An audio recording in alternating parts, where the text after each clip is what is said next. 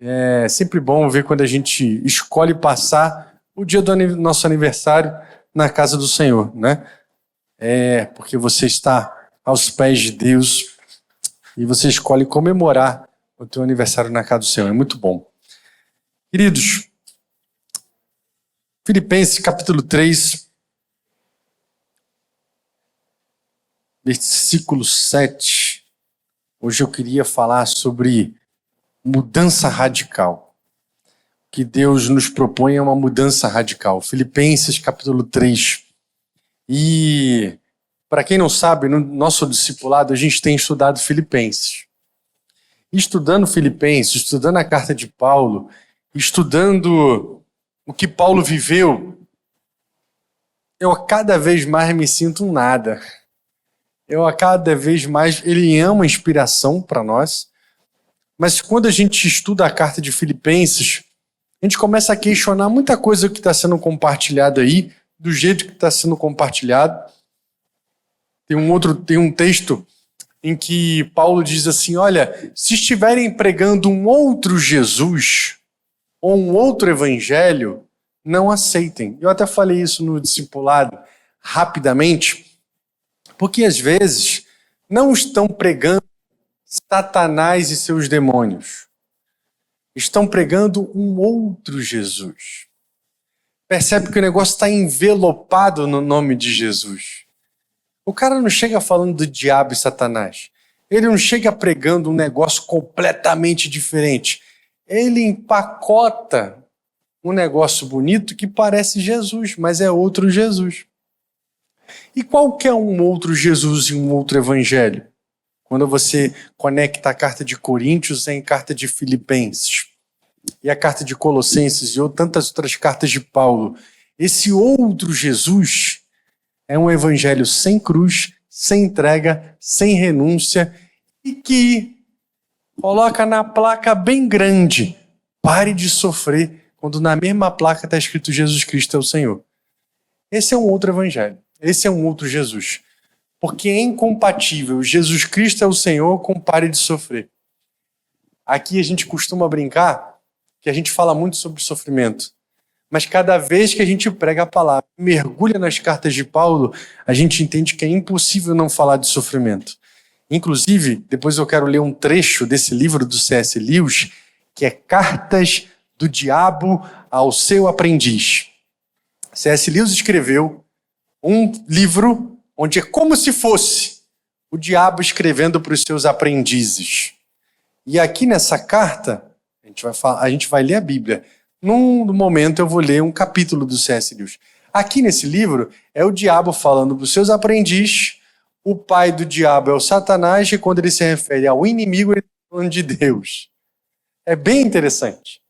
E esse livro aqui te encoraja, te impulsiona a entender o mundo espiritual e as artimanhas e as estratégias de Satanás. Porque ele está ensinando o vermelhinho a escravizar os pacientes e os homens terrenos, né? E o homem terreno. Então, por que eu estou falando isso? Porque o sofrimento é algo que faz parte da caminhada do cristão. A tua entrega, a tua renúncia, a cruz que você deve carregar, todo o sofrimento que Paulo viveu, a gente já está aqui fazendo uma introdução do texto. Paulo, quando escreve Filipenses, ele estava preso. E preso por causa do evangelho. Ele já tinha sido acorrentado em outros momentos, chicoteado em outros momentos, apedrejado e tido como morto. Eu quero que mais você imagine alguém.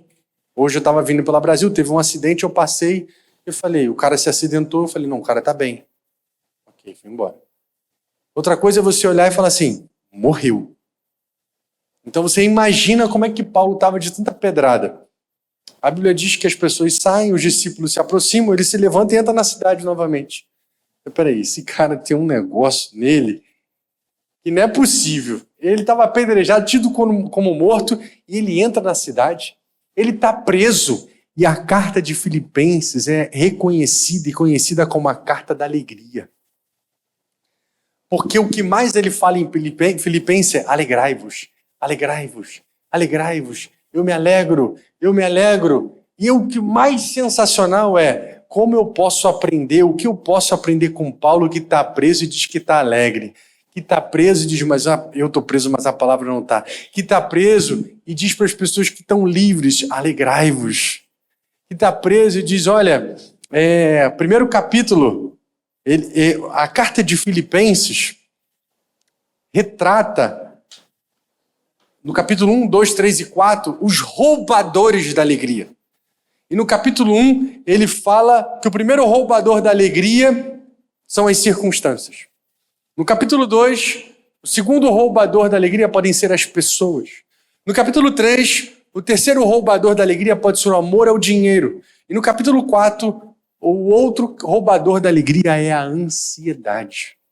Se você vai ler Filipenses, você precisa, ao ler Filipenses, entender o contexto, entender geografia, entender a cultura, entender onde está a pessoa que está escrevendo a carta, para quem que ele está escrevendo a carta e qual o conteúdo que ele fala. Porque essa pessoa que passa por sofrimentos e diz, eu estou feliz, eu estou alegre, eu estou contente, nada me para, é alguém que tem alguma coisa para ensinar para a gente, certo?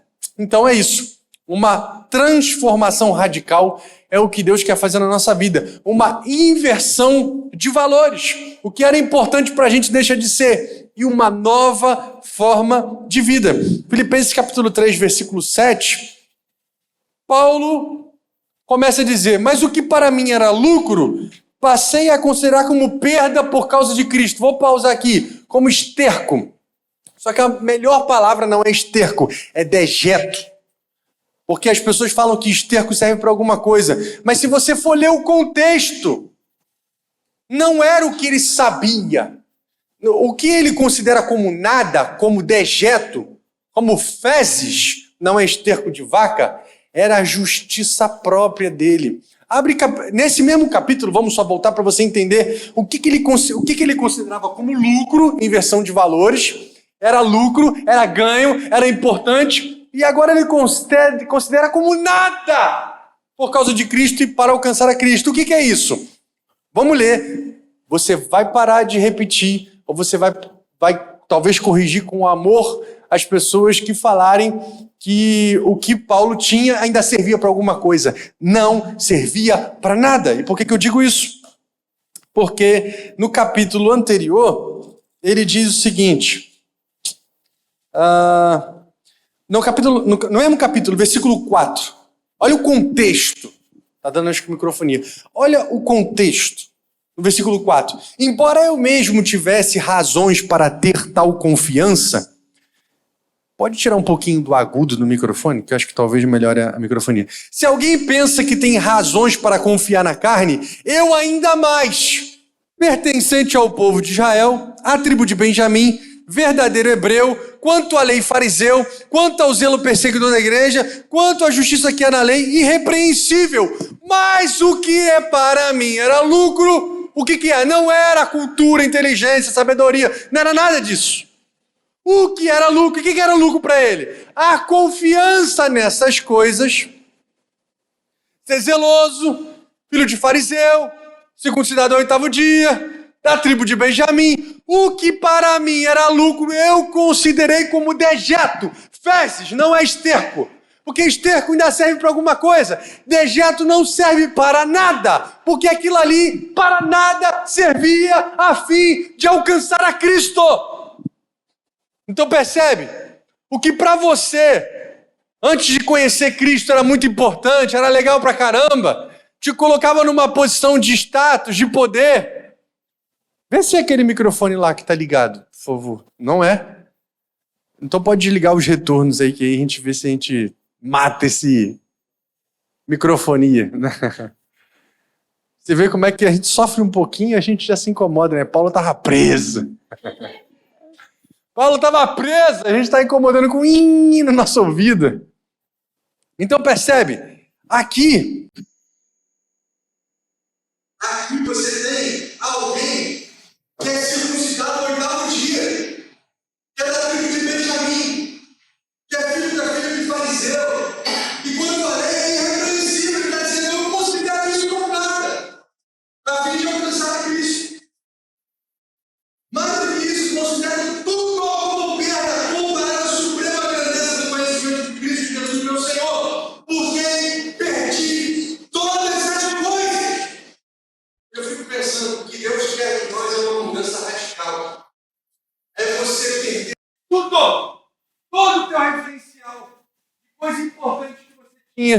de valor, tudo, a fim de alcançar a Cristo não serve para nada. E para ter uma vida que Deus quer que você tenha, tudo que você tinha não serve para nada.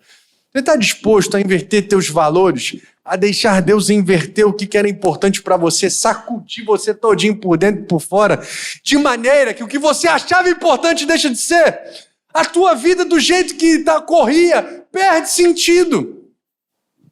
Você vai correr outra corrida. Você vai pelejar outras batalhas. Vamos ver se a gente troca de microfone e se melhora.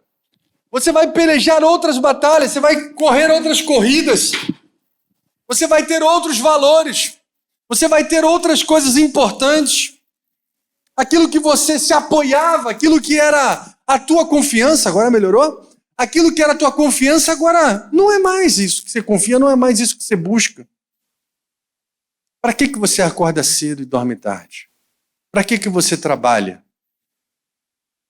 Eu não sei qual é o teu referencial, não sei qual é o teu objetivo. Mas a Bíblia diz que se nós esperamos em Cristo somente nessa vida, nós somos os mais miseráveis de todos os homens. Paulo era zeloso, mas ele estava completamente errado no zelo dele. Ele achava que Cristo era um charlatão. Ele perseguia a igreja, ele matava a igreja. Ele diz, eu as considero como esterco, dejeto, não é esterco, aqui está traduzido errado, no grego é dejeto, para poder ganhar a Cristo, ser encontrado dele. Não tenho minha própria justiça que procede da lei, ou seja, tudo aquilo que eu listei para vocês, eu não tenho mais a minha justiça que procede da lei, mas a que vem diante da fé em Cristo Jesus, a justiça que baseia de Deus e se baseia na fé. Não é porque ele tinha uma série de títulos, uma série de conquistas. Não. Aí a gente vai entrar no que eu quero falar. Isso aqui é só a introdução. Presta atenção agora no versículo 10. Olha o que ele fala. Esse Paulo que está preso, já fez as suas viagens missionárias, a primeira, a segunda, está na cadeia, e está mandando uma carta para a igreja de Filipenses. E olha que interessante. Esse Paulo que lá no capítulo 4... diz tudo posso naquele que me fortalece. Sabe por que ele está dizendo para esta igreja tudo posso naquele que me fortalece? Porque essa igreja mandou recursos para ele. E ele diz, olha, eu fico muito feliz de vocês terem renovado o seu interesse em mim. Não que vocês não se interessavam, mas vocês não tinham oportunidade de fazer. E eu estou feliz, não porque eu recebi disso de vocês, porque Paulo falou, porque eu aprendi a contentar-me com o que tenho. Sei ter fartura, sei padecer necessidade, tudo posso naquele que me fortalece. E Paulo diz, olha, eu recebi de vocês e não apenas uma, nem duas, nas minhas viagens missionárias, quando fui para a Macedônia, quando passei em Tessalônica, nenhuma igreja se associou a mim no tocante a dar e receber, somente vocês. Paulo ouviu da igreja de Corinto que ele era desprezível. Paulo ouviu da igreja de Corinto que as cartas dele nos impressionam, mas pessoalmente ele é desprezível. A igreja de Corinto questionou o apostolado de Paulo. Por isso que a igreja de Corinto ouve de Paulo, lê de Paulo, uns são de Apolo, outros de Pedro, outros de Paulo, eu sou de Cristo. Em vocês há divisões, facções, vocês têm todos os dons, mas não têm o amor. E ele diz, e Paulo manda a carta de Corinto defendendo o seu apostolado, porque a igreja de Corinto estava questionando quem ele era. Olha o que o apóstolo Paulo passou, gente. O que mais doeu? Se foi a prisão, se foi isso? Por que eu estou falando isso? Para enfatizar o erro de Corinto? Não, para enfatizar que a postura de Paulo na carta de Filipenses é completamente diferente na postura que ele escreve a carta de Corinto. Porque na igreja de Corinto, ele se defende, ele se bota, ele se mostra, se defende. Na igreja de Filipos, parece que ele está em casa. Parece que ele está entre os amigos.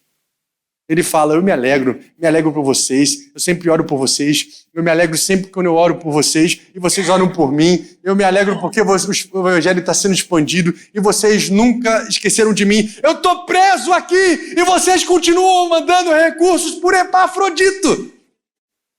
Epafrodito, que era um nome difícil, né? Arriscou a sua vida para entregar aqui. esses recursos. E eu nem estou servindo vocês. E vocês não estão tendo lucro com relação ao meu ensino, porque eu nem estou aí. Mas vocês não se esquecem de mim. É uma igreja em que Paulo diz, vocês foram meus parceiros até o fim, desde o início até o fim. É tudo isso que ele escreve para Filipenses. E eu posso dizer que a igreja de Antioquia tem sido essa igreja de Filipenses para mim, porque tem sido minha parceira. Tem pessoas que se interessam pela gente. Nenhuma igreja é perfeita, e no primeiro capítulo de Filipenses, ele diz que alguns, no capítulo de Filipenses, no primeiro, embora essa igreja fosse uma igreja que não abandonou Paulo, fosse uma igreja que investiu em Paulo, foi uma igreja que era amiga de Paulo, no capítulo 1, versículo 15, ele diz que é verdade que alguns pregam Cristo por inveja, rivalidade, mas outros fazem de boa vontade. Estes o fazem de amor, por amor, sabendo que aqui me encontro para a defesa do evangelho. Então, eles começam a falar que alguns pregam por ambição, por egoísmo. E ele fala aqui, no versículo 18, que ele se alegra, mesmo que as coisas tenham acontecido assim. Por mais que a igreja fosse maravilhosa, amiga, que participasse com ele nos sofrimentos, que investisse na vida dele, ali, alguns pregavam Cristo por intenções erradas. Mas olha o que ele diz, preso para uma igreja livre, versículo 12. Quero que saibam, irmãos, que aquilo que me aconteceu tem, ao contrário, servido para o progresso do evangelho. Como resultado, tornou-se evidente que toda a guarda do palácio ouviu a palavra, eu estou preso, mas estou pregando, eu estou preso. Mas aqui no palácio de César, um monte de gente ouviu a palavra, porque todo mundo que fica do meu lado eu estou pregando. Eu lembro do meu pai. Toda vez que alguém chegava lá em casa, ia fazer algum serviço, ele começava a pregar. Eu já contei aqui, ele chegava no hospital, estava meio perdido, procurando lugar, e uma pessoa do nada falou, está perdido? Posso te ajudar? Estou perdido. Não, Jesus me achou há 40 anos até começar a pregar. Como é bom a gente entender a Bíblia. Eu vejo que muitas pessoas leem a Bíblia e não entendem.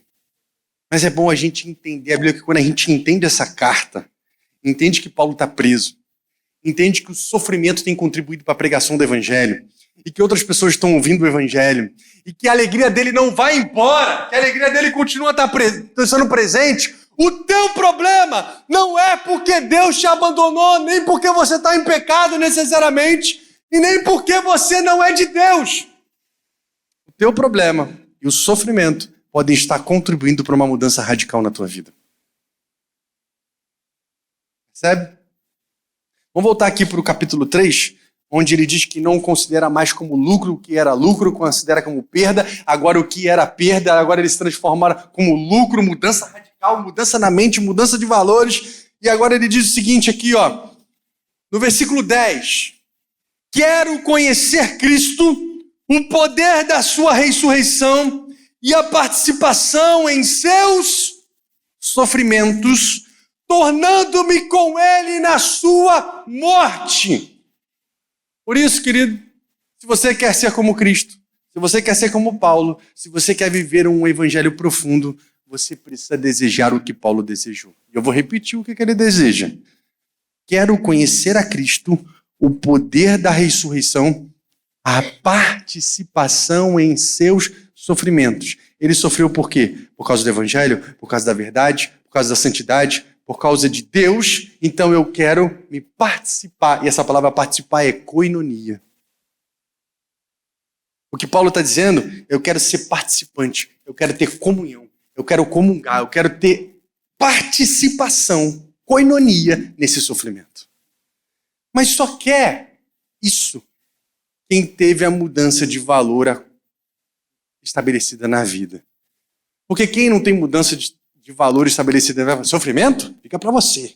Eu quero prosperidade, eu quero dinheiro, não é prosperidade, porque prosperidade não é dinheiro, mas eu quero dinheiro. Sofrimento não. Sofrimento é coisa de derrotado. Sofrimento é coisa de que não tem Deus. Sofrimento é coisa daquele que não está santo, que as coisas não estão fluindo, está tudo amarrado. Não, querido. Se Paulo não tivesse preso, essa carta não teria chegado nas nossas mãos. E todas as tantas cartas que ele escreveu da prisão.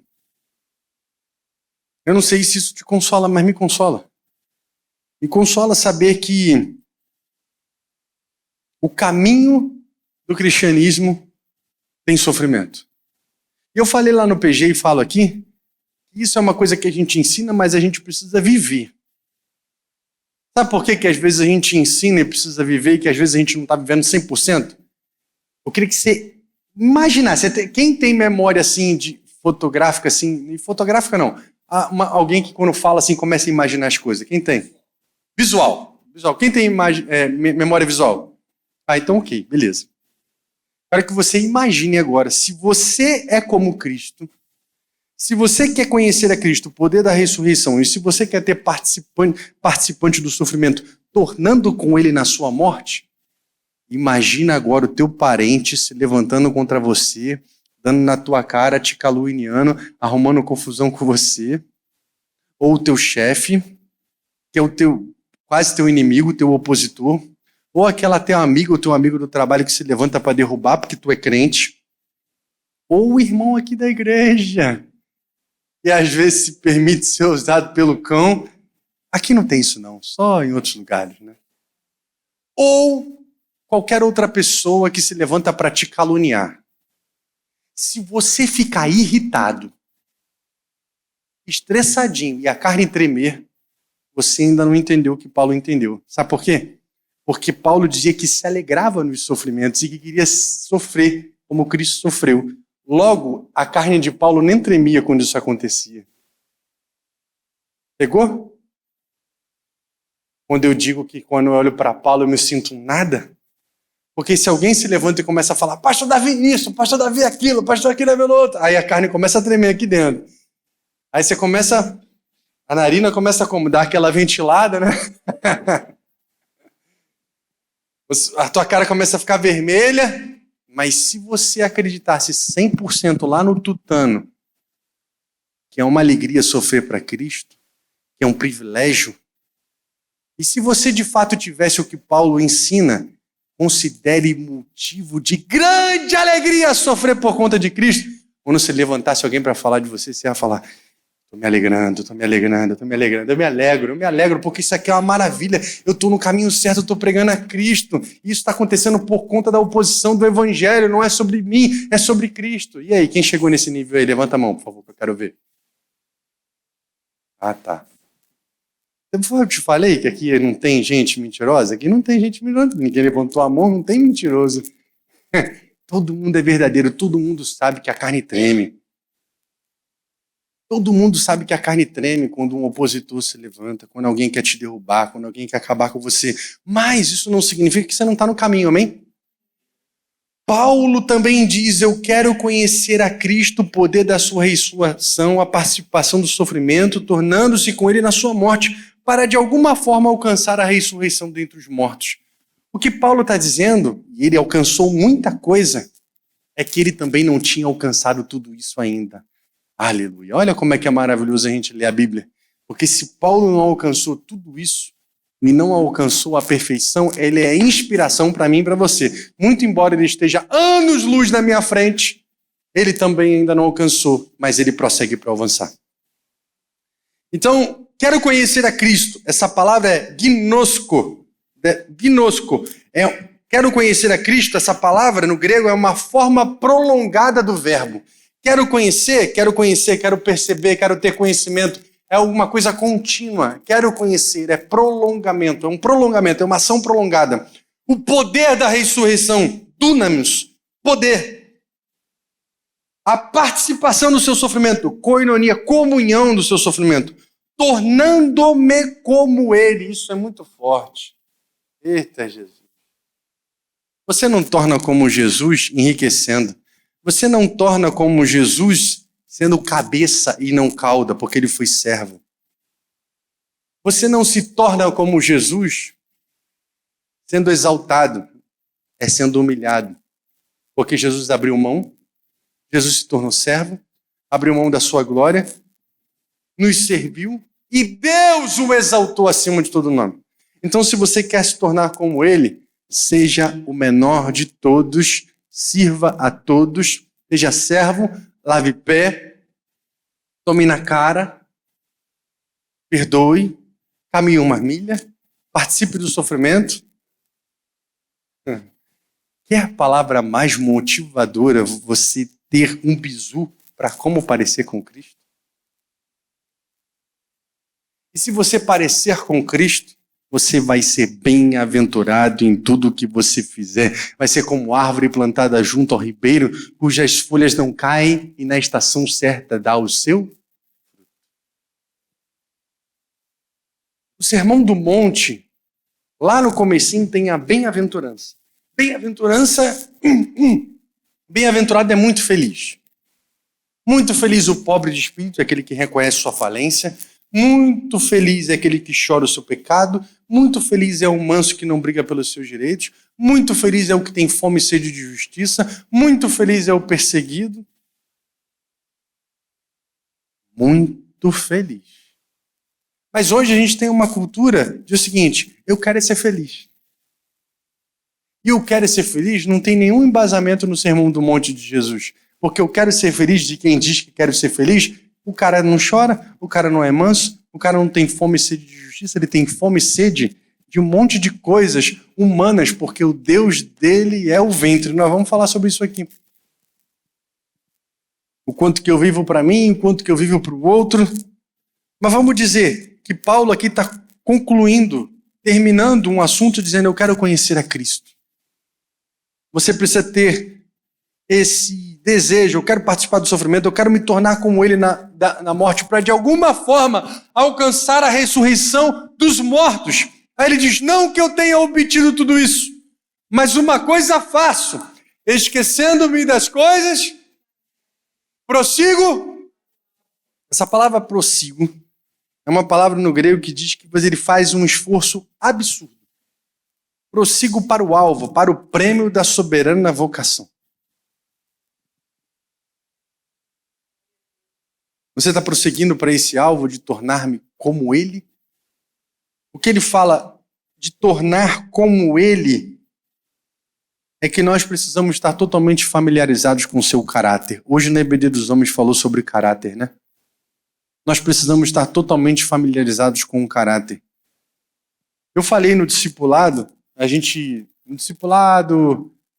em outros encontros aqui, a gente fez uma roda da vida. E a gente deu nota para cada área na nossa vida. Eu falei isso lá no discipulado. E a minha nota que eu dei lá, na espiritualidade, eu falei: pessoal, fica tranquilo. Antes de eu falar a minha nota, dá aí uma nota de 0 a 10 para você.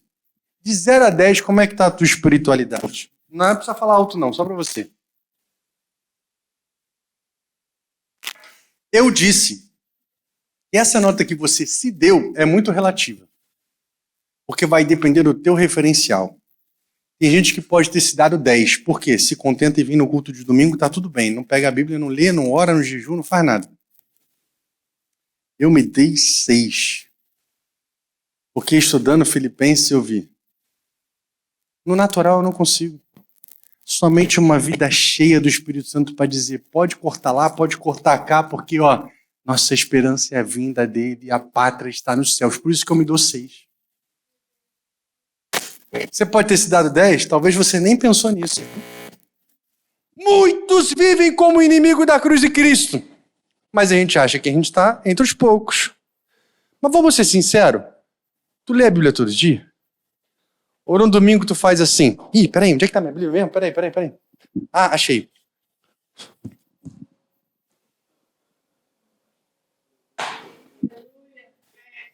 Tu lê a Bíblia todo dia? Eu lembro que meu pai conta a história de uma pessoa foi visitar. Irmã, estamos aqui. Ô, pastor, que bênção você vir visitar a minha casa. Irmã, você está orando a Deus? Estou orando. Está lendo a Bíblia? Estou orando. Tá bom, irmã, pega lá a sua Bíblia, vamos lá, vamos fazer um culto aqui. Imagina o pastor Adélio vai lá na casa da irmã da Cida, a irmã poliana, aí mete uma dessa, pergunta uma dessa, e a irmã Darcy, você está orando? Eu sei que ela está orando, eu sei que ela é uma mulher de oração e com essa palavra. Mas só você entender a história. O pastor Adete vai na tua casa e fala, irmão, tá lendo a Bíblia? Tô. Então pega lá a tua Bíblia. Aí tu pega a Bíblia, abre a Bíblia, meu óculos! Isso que acontece. Tava perdido muito tempo, irmã? Tá errando 2 vezes, porque não tá lendo, é mentiroso. Mentira tem perna curta. É só para descontrair. Percebe, gente, que o que eu estou dizendo aqui é algo que eu preciso viver. É algo que eu preciso viver, é algo que você precisa viver. E ele está dizendo que muitos vivem como inimigos da cruz de Cristo. O destino deles é a perdição, o seu Deus é o estômago. E eles têm orgulho do que é vergonhoso e só pensam nas coisas terrenas. Tem como projetar esse versículo para mim, Gil, por favor, e deixar aqui até o final da mensagem? Paulo está dizendo que o destino deles é a perdição, o seu Deus é o ventre. Ventre, vísceras, no texto, fala de, é um instinto, é o desejo. O rei, o Deus deles é o ventre, o desejo, o instinto. E tem gente que acorda e só pensa nas coisas terrenas. Só pensam nas coisas terrenas. Então eu acordo, a primeira coisa que eu penso, celular. O que eu vou fazer? Trabalho. Eu só penso nas coisas terrenas. Meu Deus é o ventre, é o meu desejo, é a minha vontade. Punição e recompensa. Eu vou fugir de punição e recompensa. Vou fugir de punição, eu vou atrás da recompensa. O meu Deus são os meus desejos. Olha o que essa sociedade diz. O importante é ser feliz. E o que é felicidade para você? Tá baseado e alicerçado no Sermão do Monte? Ou tá alicerçado em outro tipo de felicidade, no teu desejo, na tua vontade, no teu ventre, no teu estômago? Porque o Deus deles é o estômago. O estômago ronca, não aguenta ficar 1 hora sem comer. Vai lá e...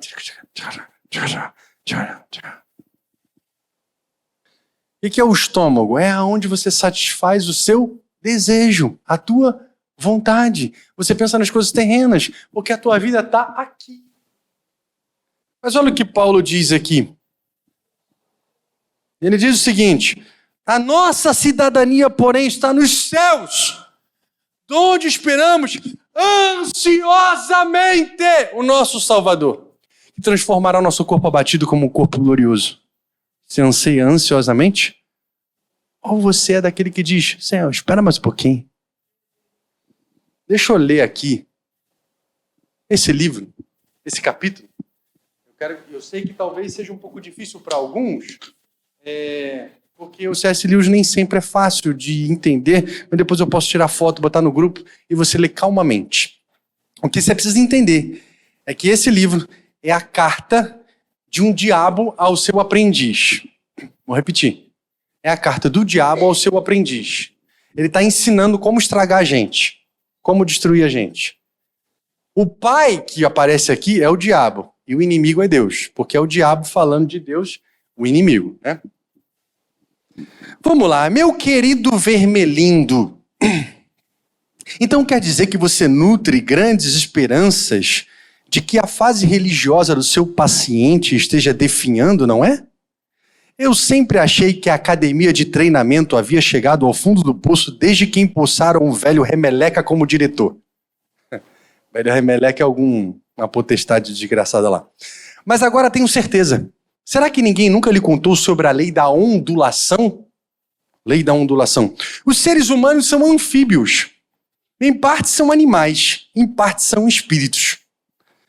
A insistência do inimigo em produzir seres híbridos é revoltante. Foi um dos fatores determinantes para o nosso pai retirar o seu apoio a ele. O que ele está dizendo é que nós somos metade homens, metade espíritos. E foi um fator determinante para o nosso pai, diabo, retirar o apoio ao inimigo, que é Deus. Como espíritos, eles pertencem à eternidade. Mas como animais, estão fadados à temporalidade. matéria, tempo, espaço, nós estamos fadados à temporalidade. Vou lendo e vou explicando, que talvez fique mais fácil. Isso significa que enquanto o seu espírito pode ser direcionado para um objeto eterno, a pátria celestial, seus corpos, suas paixões e suas imaginações estão em constante mudança, em ondulação, em ciclos, né? Pois mudar significa estar inserido à temporalidade. Opa!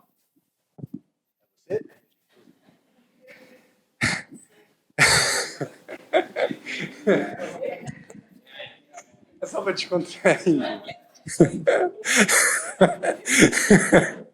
Ele é ardiloso.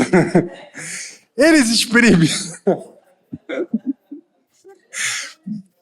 experimentam a constância apenas em meio de ondulação.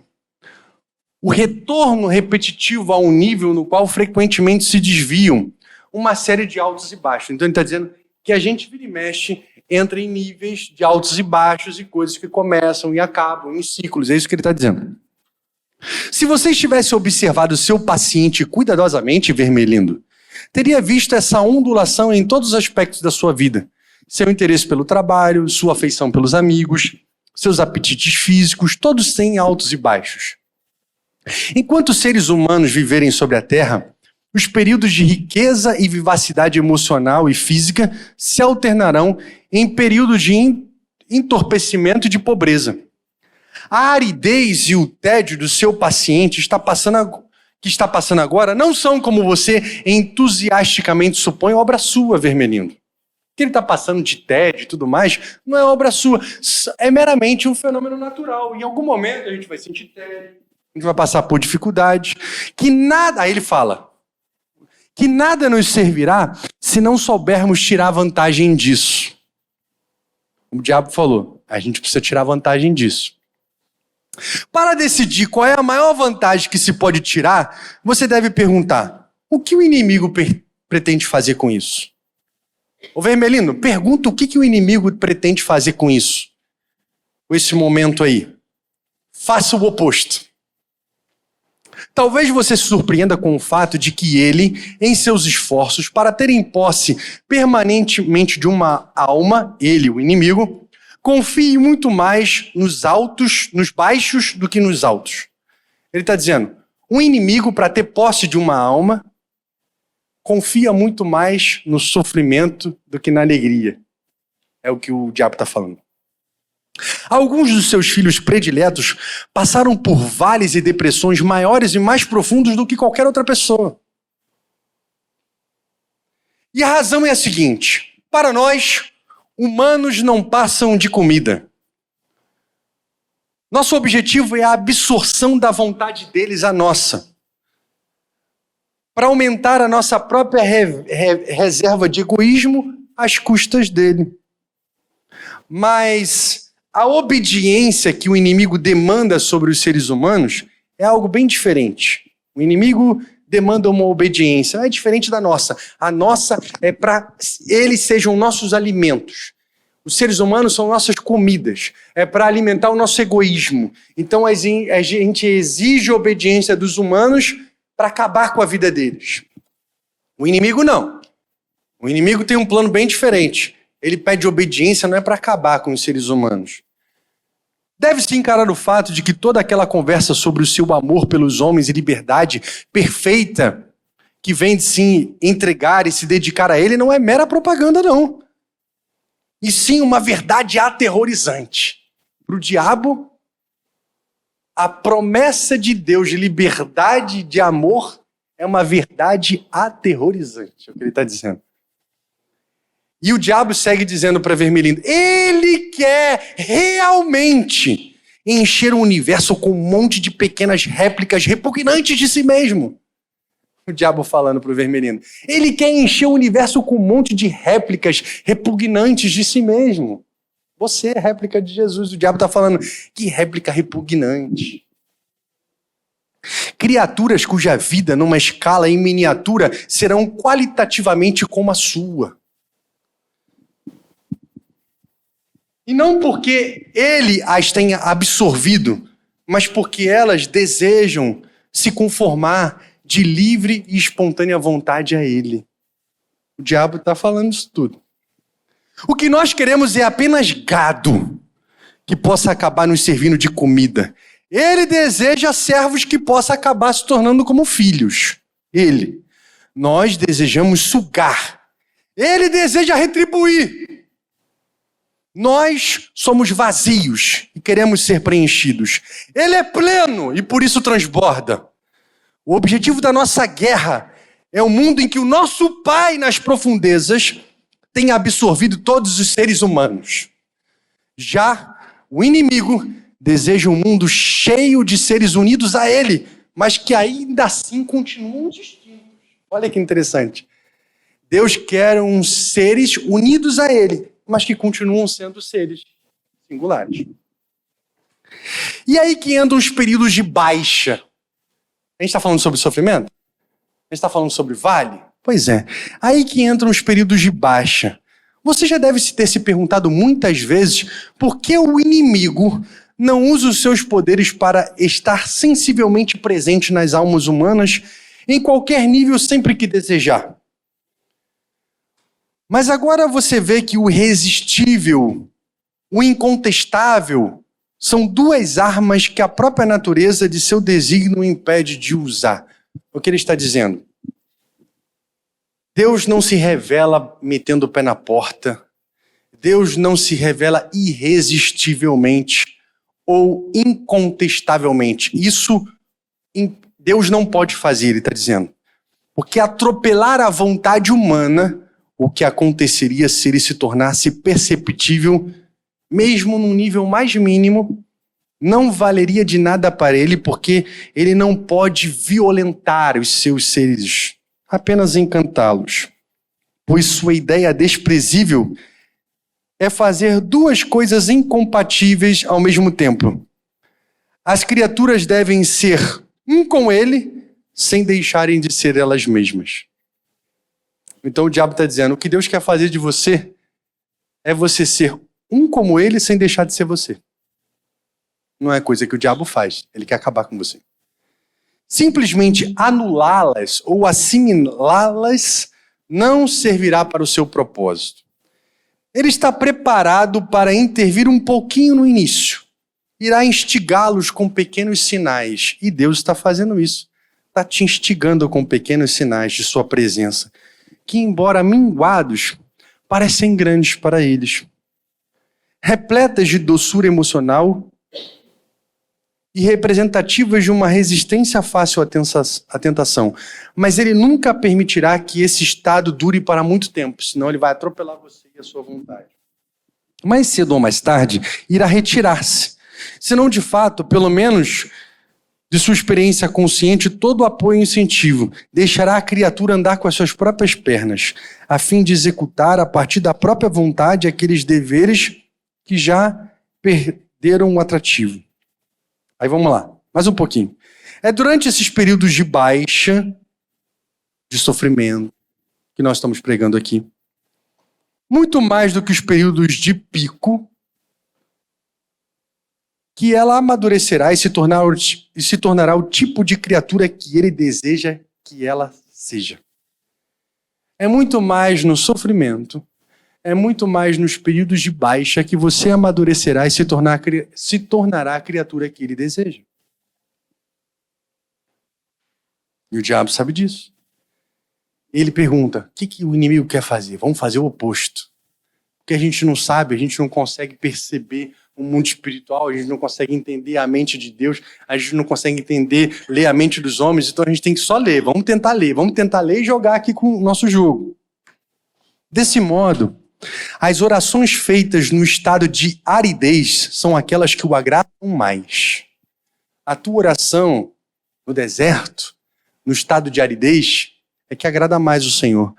Podemos arrastar nossos pacientes por meio da tentação contínua, porque nosso propósito em relação a eles é apenas que sirvam de refeição para a gente. E quanto mais conseguirmos interferir na vontade deles, melhor. O inimigo não pode tentá-los para a virtude da mesma forma que tentamos para o vício. Ele quer que eles aprendam a andar sozinhos e devem, por assim, retirar a sua mão. Deus, né? E se o que restar for apenas a vontade de andar, ele ficará satisfeito até mesmo com seus tropeços. Em outras palavras, Deus ele deixa você andar com as suas próprias pernas. Se você der alguns tropeços, ele fica feliz porque você está pelo menos tropeçando, tentando andar. Não se iluda, vermelhindo. Não haverá um perigo maior para a nossa causa do que quando um ser humano que não mais deseja, mas ainda assim pretende fazer a vontade do nosso inimigo. Eu não desejo, mas eu pretendo fazer a vontade do inimigo. Eu não estou desejando, mas eu pretendo fazer a vontade do inimigo. Isso caso o diabo está falando de Deus, né? Olhar ao redor para o universo e perguntar por que foi abandonado, mas ainda assim obedecer. Ele diz que nada é mais perigoso do que isso. De um ser humano que não deseja, mas decide fazer a vontade do Senhor. Mas é claro que os períodos de baixa oferecem oportunidades também para o nosso lado. Na semana que vem, vou lhe dar algumas dicas. Esse livro é sensacional, né? E você entendeu que o sofrimento é modo de Deus para agir na tua vida? E o diabo, o vermelhindo, o remeleca, o capiroto, está querendo fazer com que você veja o sofrimento de outra forma? Mas Paulo está dizendo, eu estou na cadeia, houve uma inversão de valores, o que eu considerava lucro agora é perda. Vamos ficar de pé? Eu agora estou disposto a servir e andar com ele. Nesse livro tem um capítulo muito interessante. Eu vou só citar uma frase, que o diabo fala assim, olha, nós somos espíritos puros. Não, somos diferentes dos pacientes, que não são espíritos puros, são híbridos. Aí ele fala assim, que vantagem do inimigo. Olha o que ele fala, que vantagem do inimigo. Porque a gente não tem essa vantagem, a gente só é espírito. Mas o inimigo se fez carne, ele tem uma vantagem sobre a gente. Porque ele sabe muito bem como os seres humanos vivem a temporalidade. Que vantagem do inimigo, que vantagem ele tem nessa batalha que a gente não tem. A gente é só espírito. Eles não sabem o que é sentir dor, eles não sabem o que é sentir fome, eles não sabem o que é sofrer, como nós sofremos como homem, entende? Mas Jesus sabe o que é sentir fome, sabe o que é sofrimento na pele, sabe o que é sono. Ele é varão de dores que sabe o que é padecer. Eu queria chamar o Ailton aqui para nos ajudar aqui no fundo. Talvez você nunca tenha aceitado o Senhor Jesus.